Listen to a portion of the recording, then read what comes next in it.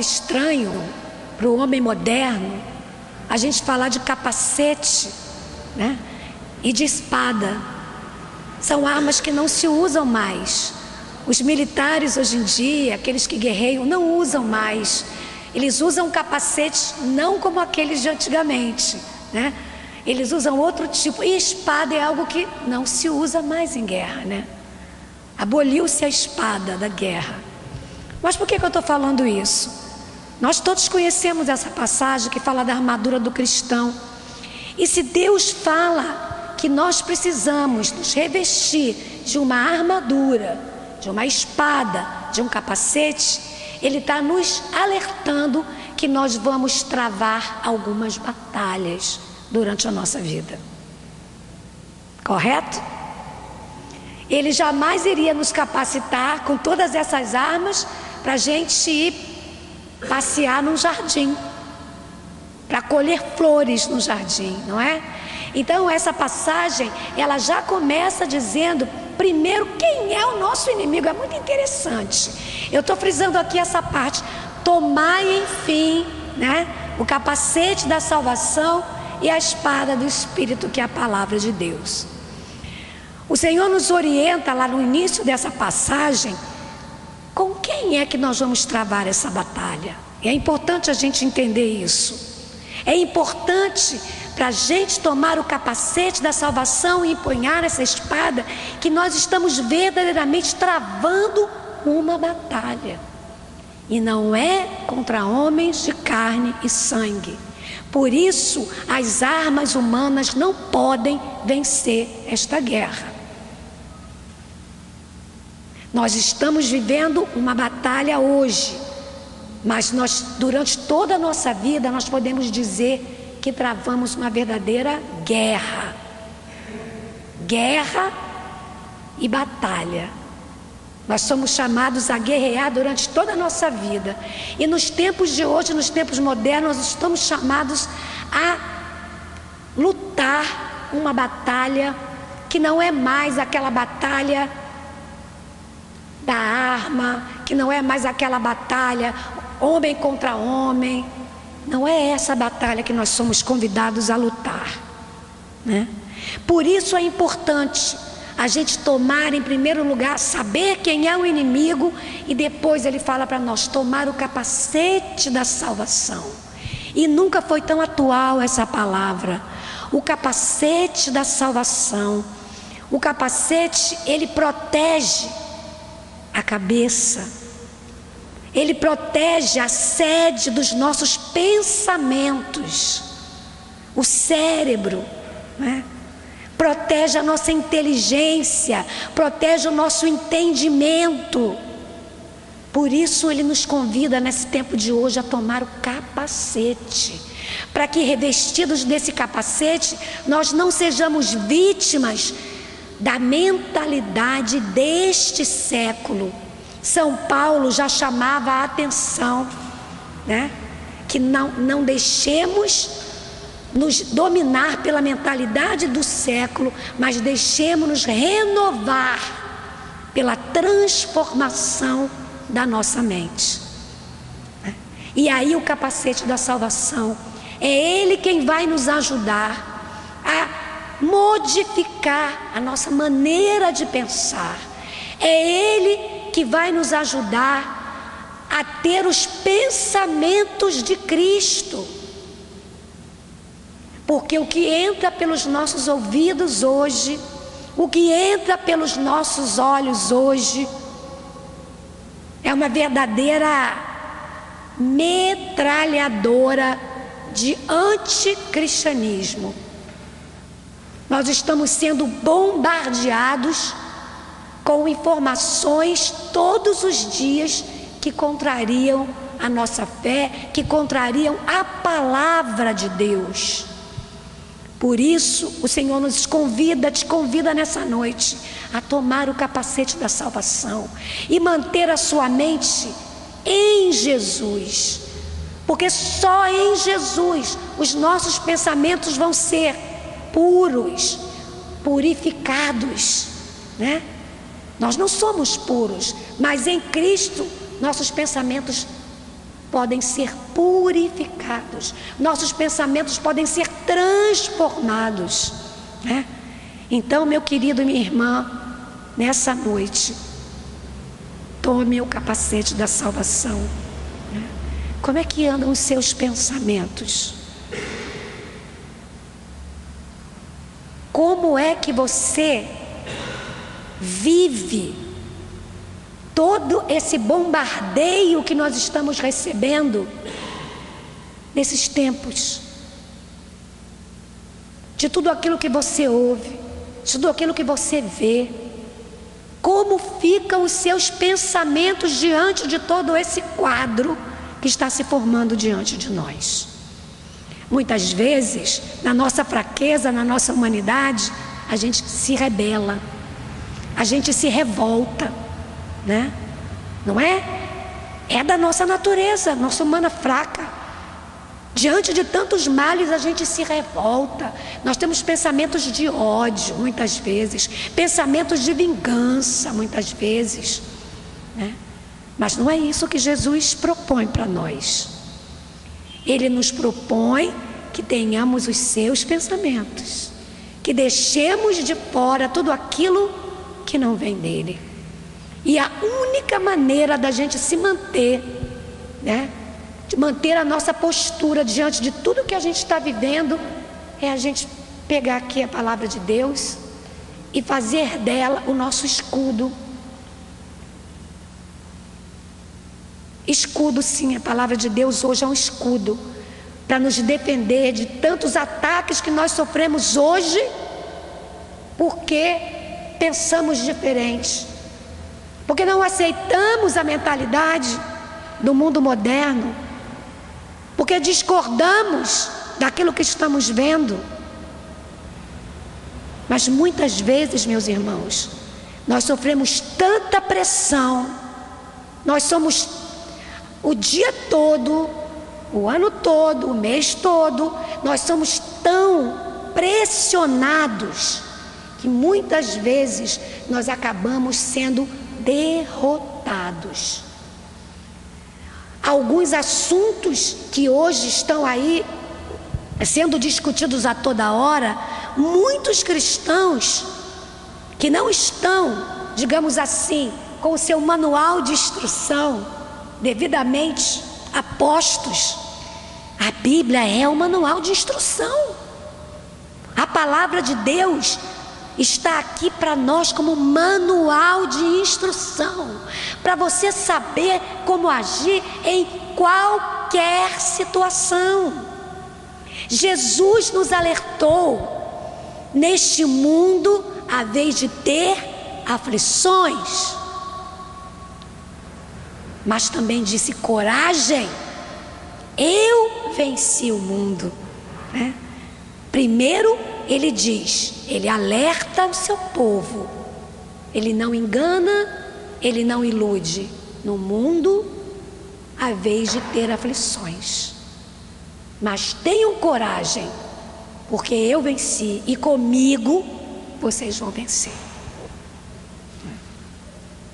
A palavra de Deus também, como diz aqui, é a espada do Espírito, né? A espada com que você vai combater os maus pensamentos, as doutrinas facciosas, né? Toda essa influência maligna que nós estamos sofrendo hoje, é com essa espada que nós vamos combater. Assim como tantos homens e mulheres na Bíblia, tantos santos combateram esse combate, empunhando a única espada com a qual nós podemos vencer, né? Nós podemos ver desde o início da história da salvação, Deus já falava, já se manifestava.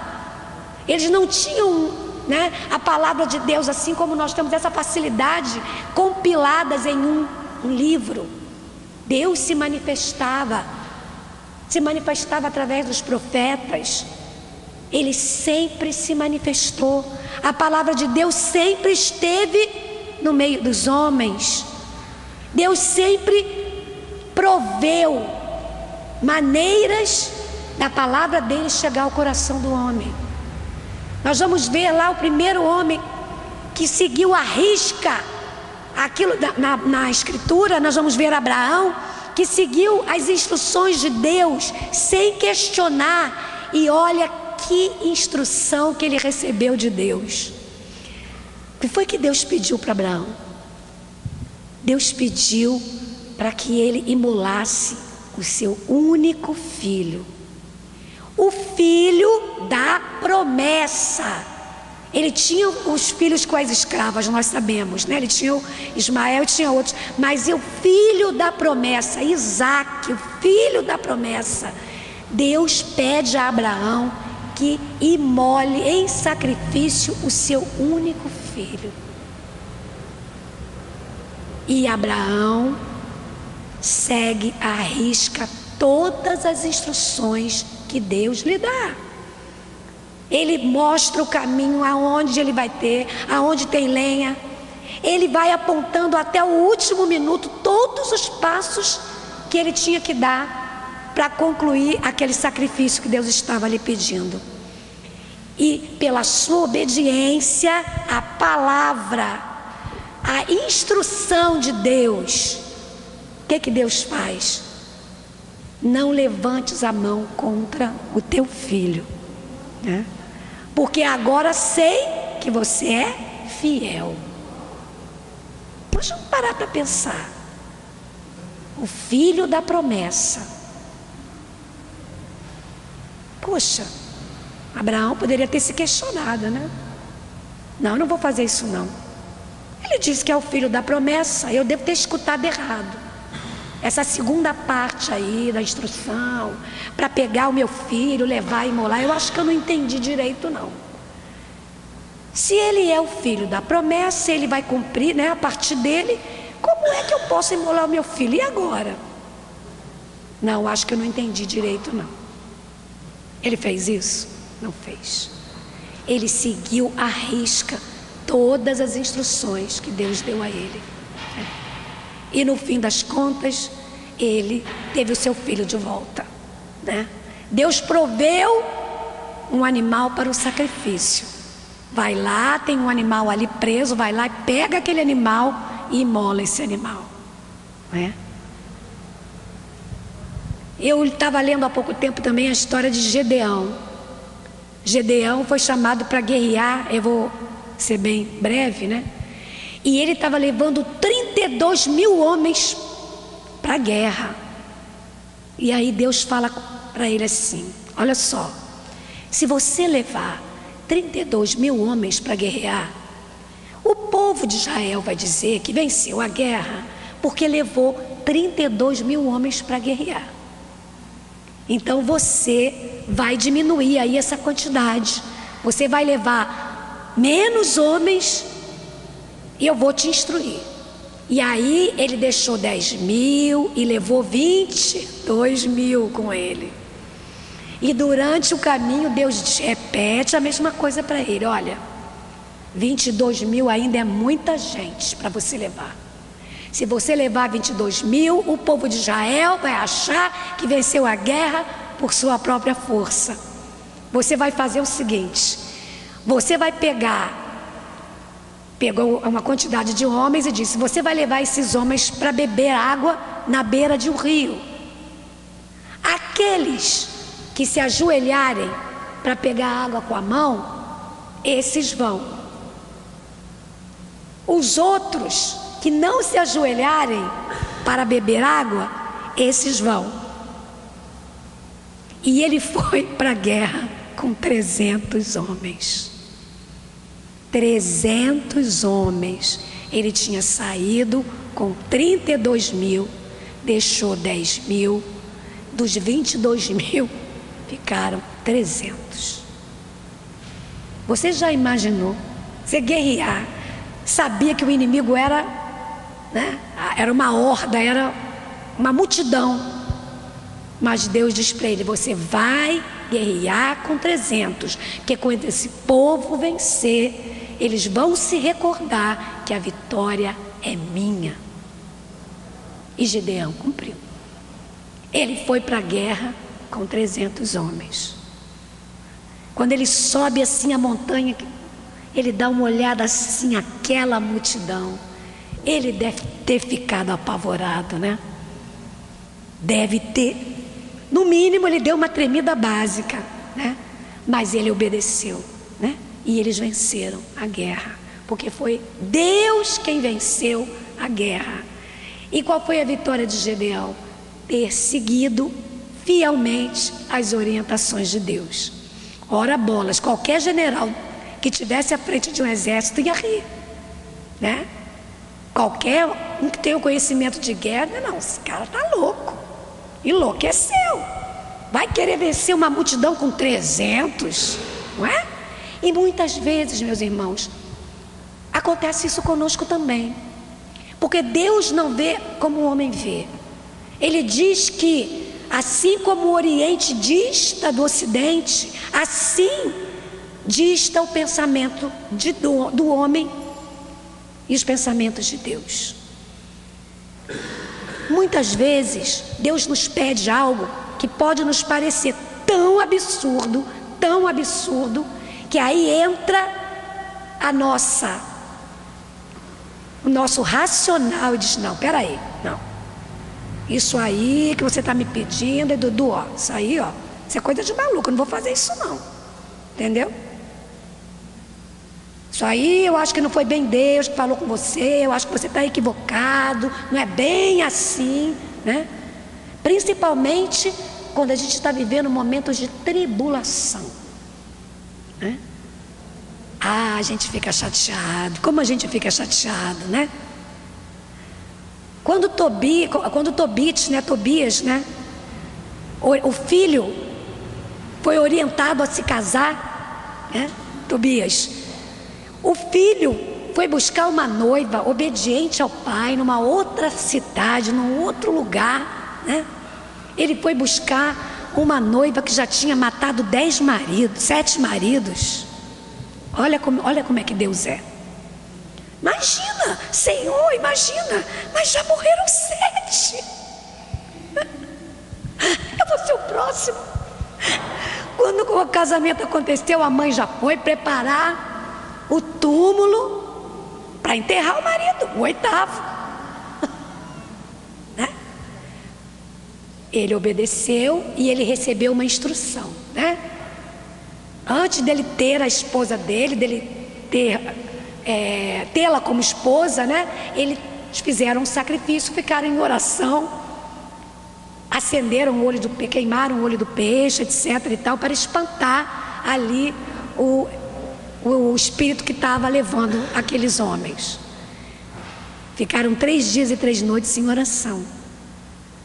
Imagina você endoidão para casar, aí Deus fala para você assim: olha, 3 dias e 3 noites em oração, tá? Depois a lua de mel. Primeiro já mandou casar com uma mulher que tinha enterrado 7 maridos. Depois vai ficar 3 dias, não pode tocar nela não, vai rezar, filhinho. 3 dias e 3 noites em oração. Então muitas vezes a nós, com a nossa inteligência limitada, porque nós temos uma inteligência limitada, o homem mais inteligente da face da terra tem uma inteligência limitada, porque nós temos um Deus infinito, né? Um Deus que detém todo o conhecimento. Então o maior gênio do nosso tempo tem uma inteligência limitada. Nós temos a inteligência limitada e nós queremos compreender Deus, as suas instruções, a sua palavra com a nossa inteligência limitada. E a gente esperneia, a gente custa entender o que Deus está querendo falar para nós. A gente tenta fugir, assim como Jonas, né? O que Deus mandou? Jonas, vai lá anunciar para aquele povo lá que eu vou destruir a cidade. Foi assim? Ele quis fazer o quê? Ele fugiu com medo de morrer, não é? Mas o que aconteceu? Ele foi devorado pela baleia, né? E ali ele ficou. 3 dias, né? Dentro do ventre da baleia. Até que a baleia vomitou. E ele foi então pregar para a cidade de Nínive. Ele tentou fugir. Mas quando Deus fala com a gente, não adianta fugir não. Você pode dar meia volta ali, mais adiante, ele está te esperando. Vem, filho, agora vem. Então, a palavra de Deus na nossa vida é isso, é manual de instrução. Qualquer assunto que você queira, você vai encontrar na palavra de Deus. Tem uma palavra para tudo, sobre finança, né? Como comportar-se nos banquetes, como você trata os seus amigos, não é? Quando você é convidado pelo rei, como você deve se portar. É impressionante. Qualquer coisa que você queira saber, você vai encontrar a resposta na palavra de Deus. Não existe nenhum assunto que você busque e você não encontre resposta na palavra de Deus.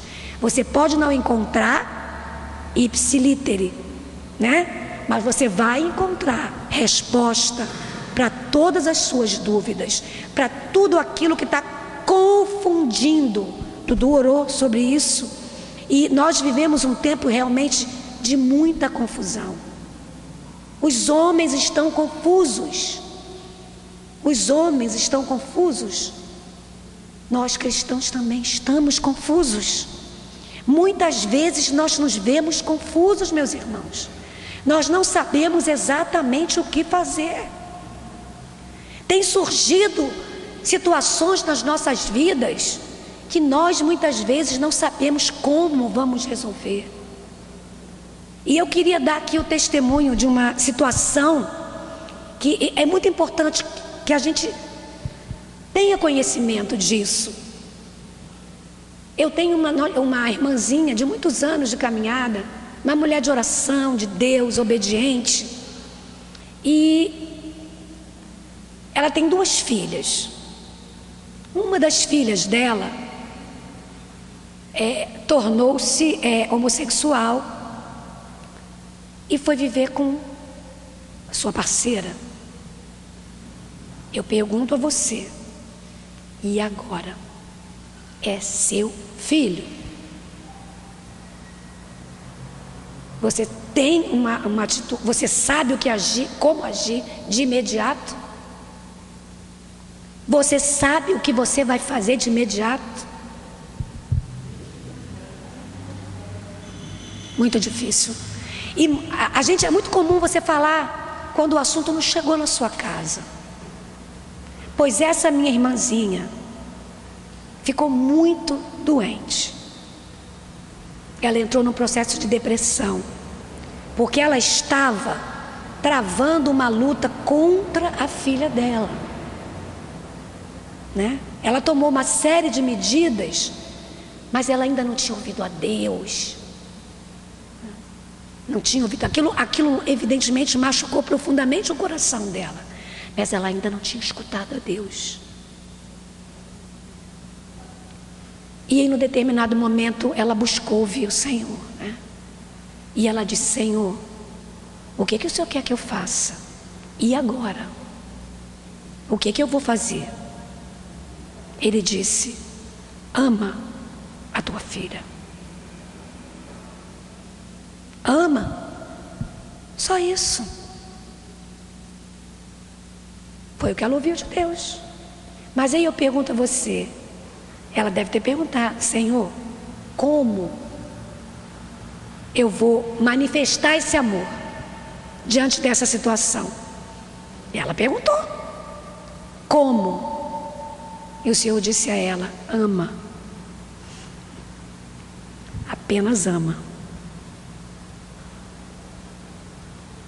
Essa irmãzinha ora muito por essa filha, né? E Deus prometeu a ela que vai salvar a filha dela. E ela crê. Ela crê.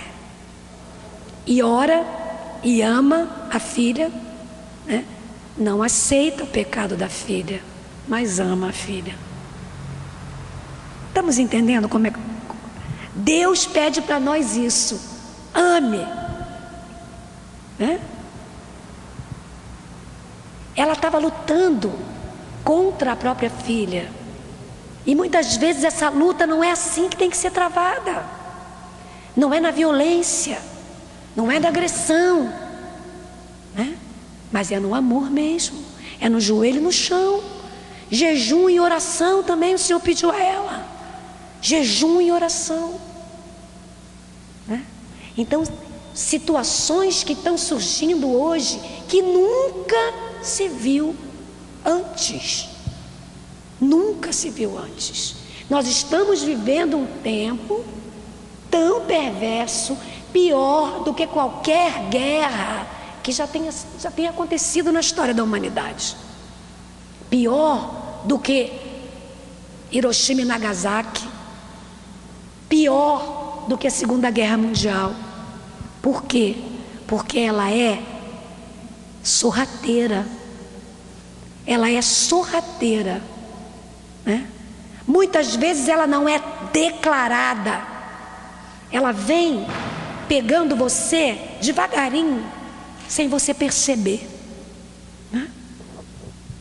Só a palavra de Deus vai te dar a direção a seguir. Só a palavra de Deus, meu irmão, minha irmã. Assim como esses homens que eram como eu e você.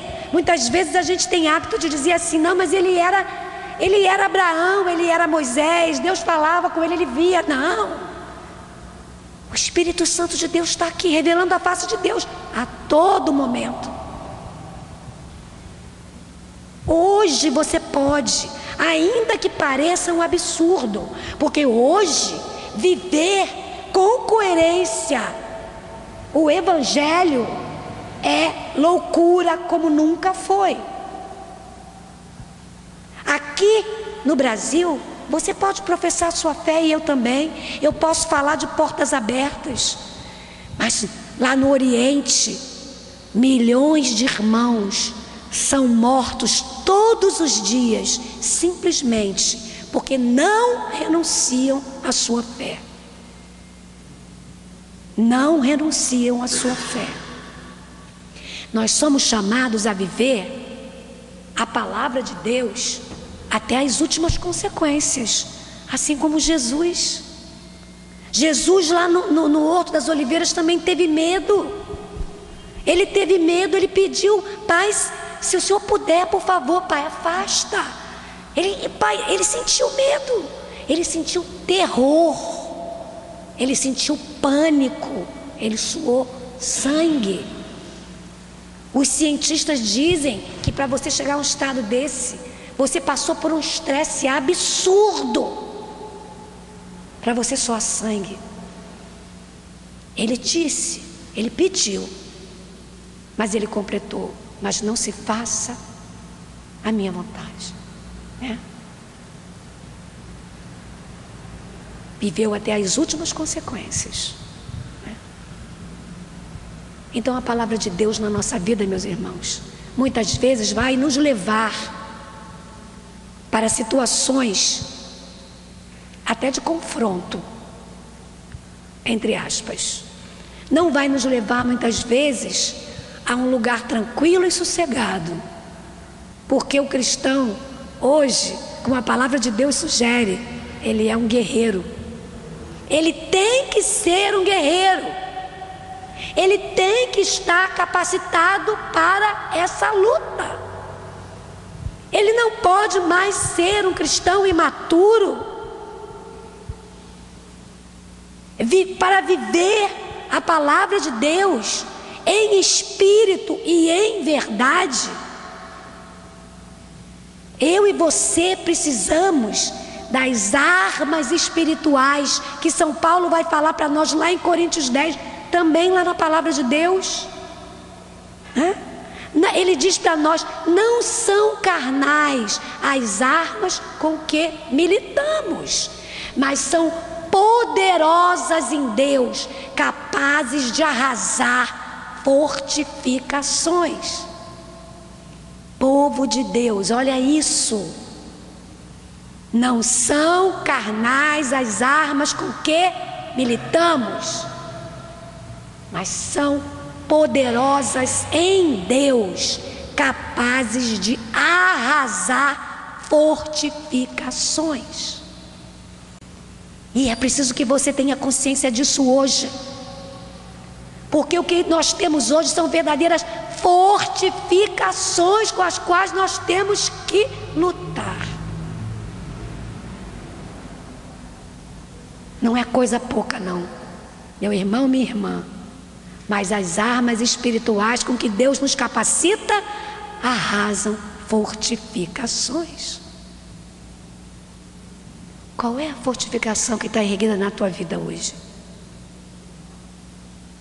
Qual é? Sozinho você não vai conseguir, não. Mas em Deus você é capaz de arrasar essa fortificação. Essa mesma aí, que está te impedindo, que está te amarrando, que está te mantendo cativo, essa daí. Deus está dizendo para você hoje, atualizando a palavra dele para você hoje, que as armas dele são capazes de arrasar fortificações. Nesse mês, meus irmãos, de setembro, precisamos nos lembrar que as palavras deste livro são espírito e vida. O próprio Deus é quem fala isso para nós. As minhas palavras são espírito e vida. Nós não queremos vida em abundância, não é isso? Não foi isso que ele prometeu para nós? Foi. Ele prometeu uma vida abundante, embora com dificuldades, com aflições, mas ele prometeu uma vida abundante. Nós só vamos conseguir verdadeiramente uma vida abundante quando nós tivermos consciência que nós estamos travando uma batalha, e numa batalha ninguém pode se acomodar. Numa batalha, muitas vezes, não tem tempo para parar nem para comer, nem para beber água. Se você parar para beber água, você pode morrer. Se você parar para se alimentar, você pode morrer, né? Então é uma guerra sem trégua. Não há trégua nesta guerra. Não há, né?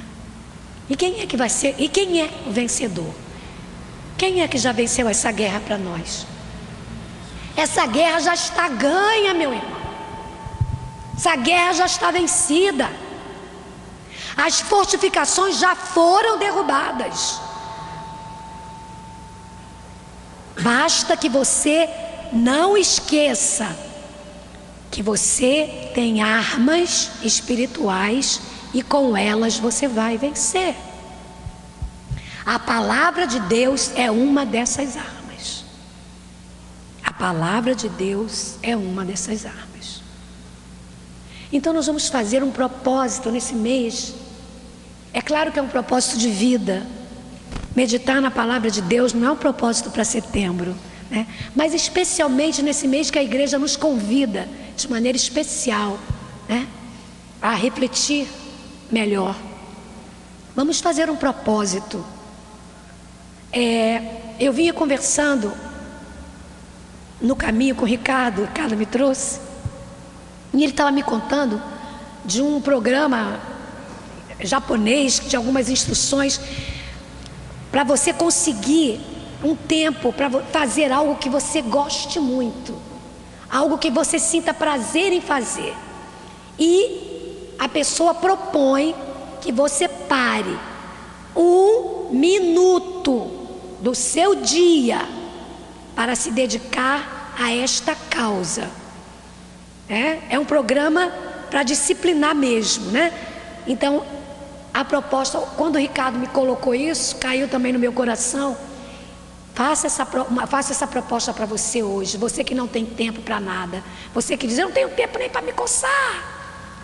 1 minuto. O minuto que você ia gastar para abrir o Zap. O momento do café que você levanta lá no trabalho. 1 minuto. Em 1 minuto, você pega a sua Bíblia e leia. Eu não estou dizendo para você ler só 1 minuto. Eu estou dizendo, falando de um programa específico para que a gente tenha pelo menos 1 minuto para ler e mergulhar na palavra de Deus. Quem quiser, o Senhor está te convidando nesse mês. Esse vai ser o programa do mês de setembro. Se você já tem o costume de ler, se você já consegue ler por 1 hora, se você já tem hábito, doe mais esse minuto para o Senhor. É 1 minuto a mais. E se você ainda não tem, se você não conseguiu ainda essa disciplina de todos os dias abrir a palavra de Deus para meditar, faça esse propósito nesse mês de setembro. Dê esse presente para o Senhor, 1 minutinho a mais. Amém?